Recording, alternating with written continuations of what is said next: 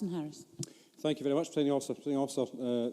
I fully support the motion in front of us today by the Scottish Government, and I will be voting for it at 5 p.m. And I do ask the Parliament to speak with one voice tonight on an issue that is of huge economic and social importance to Scotland. I want to touch upon 2 points. First of all, Jamie Halcrow-Johnson, who's left the chamber now, sadly, but Jamie Halcrow-Johnson spoke about Brexit being the backdrop to this debate.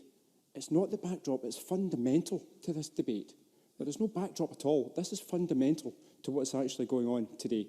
And Oliver Mundell, I was pleased that Mr Mundell took my intervention earlier on, but in his response when he spoke about the withdrawal agreement, Mr Mundell is therefore telling this chamber and telling the population of Scotland that he's happy to put Scotland into an economic disadvantage as compared to Northern Ireland. And I'm very saddened that Mr Mundell thinks that Scotland should have an economic disadvantage compared to anywhere else across the UK. The Scottish Government motion highlights Scotland's 4-year degrees and also the UK Government's 3-year European temporary leave to remain policy. The UK Government's policy would place Scottish institutions at a disadvantage, which is yet another example of a UK Government whose focus ends at the Scottish border. Even the Scottish Tories recognise this, hence the reason why they've expressed their concern in their amendment. Now, Presiding Officer, as I've highlighted in this chamber before, I studied in France twice, Germany, and also in Sweden. I studied through an Erasmus Socrates scheme and also obtained funding from the European Social Fund. I know how important an opportunity I've had to actually study elsewhere and meet people from other nations and also learn as I've been doing the journey. The UK leaving with a no-deal guarantees that obstacles will be put in the way which will make our society poorer as a result. Now, under the proposals in the Immigration White Paper, the EU students will require a study visa. This will deter some EU nationals from coming here, and around 9% of all students at Scottish universities are EU domiciled. Around 21% of research and teaching and around 27% of all research-only staff are EU citizens. Now, I'm saying this debate highlights the contrast between a Scottish Government who are concerned about the 9% of the population, that's the students, versus a UK Government who show no interest at all in the 8% of the population, that's the population of Scotland. Now, Ross Greer and myself, we answered questions from people from St Columbus High School in Gourock earlier on today, and we're both very much in agreement as to how important freedom of movement has been and also is for Scotland. Now, with Scotland's population increasing thanks mainly to EU immigration, the UK Government's proposals are very much a retrograde step. My community in Inverclyde already has population decline. We are holding up every other local authority across the country.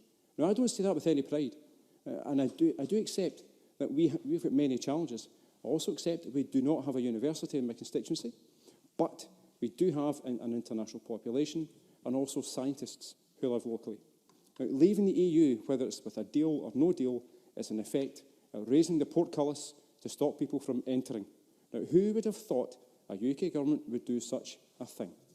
Now, Presiding Officer, the Fresh Talent Initiative, which obviously was introduced by the Labour Liberal Democrat executive, was a positive intervention that all parties across this chamber support, and that very much, I would suggest, is telling. We need to have a fresh talent too, and a tailored immigration system with devolved powers within a UK framework to allow us to set visa rules and also criteria to meet our needs. Now, the Tory amendment wants us to support the efforts to secure a deal. Now, with a UK Government in meltdown, with a UK Government shutting down the so-called mother of all parliaments, and with a UK Government losing government members hand over fist, and also Amber Rudd's claim at the weekend that the Prime Minister's actions are actually aimed at a no-deal exit, then how can we trust a word that the UK Government say? Now, with the Commons shut down for 5 weeks, closing down debate and also discussion, then the Prime Minister now has got plenty of time in his hands. Now, I urge the Scottish Tories, I genuinely urge them to highlight the concerns raised in this Parliament to the Prime Minister, which is actually, this Parliament is getting on with the day job, unlike the Prime Minister, who's shirking his responsibilities. Now, in conclusion, Presiding Officer, I'm sorry for the insult, Presiding Officer. Now, in conclusion, London's Parliament's chaos is having a detrimental effect on Scotland now, and this will continue. Now, Catherine Hammonds, the renowned Professor of Astrophysics at the University of Edinburgh, has indicated that she is shifting the majority of her research activities to Bonn University. She's doing this because of A, Brexit, B, 90% of research funding is by the EU, and C, she doesn't believe that this funding will be replaced if she remained in the UK. Now, Presiding Officer, Brexit, deal or no deal, it will be a disaster. It will be a disaster for our world-class university and scientific research sectors. But also, it will be a disaster for Scotland's economy and also our social fabric. And I urge the Scottish Tories to actually do something right for a change. Actually stand up for Scotland. Stand up for the science and research sectors in Scotland.